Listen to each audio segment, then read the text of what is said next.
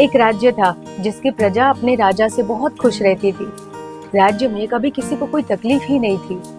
तब राजा ने एक दिन मन में सोचा कि आज मैं पूरे राज्य की पैदल सैर करूंगा और एक एक गांव वालों से मिलूंगा और पूछूंगा उन्हें कोई तकलीफ तो नहीं है, वो मेरे राज करने से खुश है या नहीं, मेरे काम करने से खुश है या नहीं। उसने पैदल चलना शुरू किया, सारे गांव वालों से बीच बीच में मिलता रहा, पूछता रहा कि आपको कोई तकलीफ तो नहीं है, कोई हेल्थ इश्यूज, कोई खाने की चीज को लेके तकलीफ, रहन सहन, किसी चीज को लेके अगर कुछ तकलीफ हो तो आप मुझे बेझिझक बोल सकते हो, मैं वो चीज ठीक करने की पूरी कोशिश करूंगा।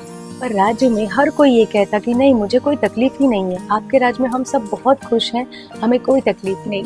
उस दिन राजा ने अपने राज्य की पैदल सैर की और जब वो अपने महल में आया तो वो बहुत थक गया, उसके पैर बहुत दुखने लगे, उसके पैर में छाले पड़ गए। उसने सारे वैद्य और हकीमों को बुलाया। उसने सारे वैद्य और हकीमों से कहा कि मेरे पैर का दर्द और मेरे पैर के छाले जल्द से जल्द ठीक कर दो।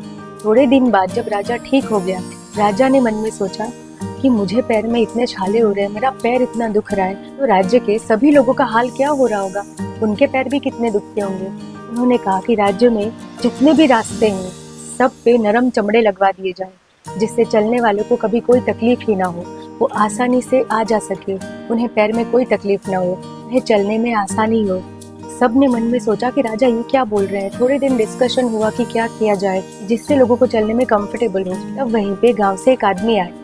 उसने राजा से कहा, आपका सुझाव तो बहुत अच्छा है, पर अगर आप राज्य के सारे रास्तों पे नरम चमड़ा बिछाओगे तो वो बनाने में भी बहुत टाइम जाएगा और हमारा टाइम भी वेस्ट हो जाएगा और इस पे बहुत ज्यादा खर्चा भी हो जाएगा। तो मेरा सुझाव है कि आप हर 1 साल में या 5 साल में गांव के सारे लोगों के लिए नरम चपड़े की चप्पल बनवा दीजिए। तो राजा ये बात सुन के बहुत खुश हो गया। तो राजा ने मन में सोचा, इतनी छोटी सी बात के लिए मैं इतना सोचता रहा, जबकि इसका तो इसने सिंपल सा सुझाव दे दिया है कि लोगों के लिए सिर्फ चप्पल बनवा दो। वो इस राज्य के लिए नहीं, कहीं भी जाएंगे तो उनके लिए बेनिफिट रहेगा, उनको बहुत काम आएगी।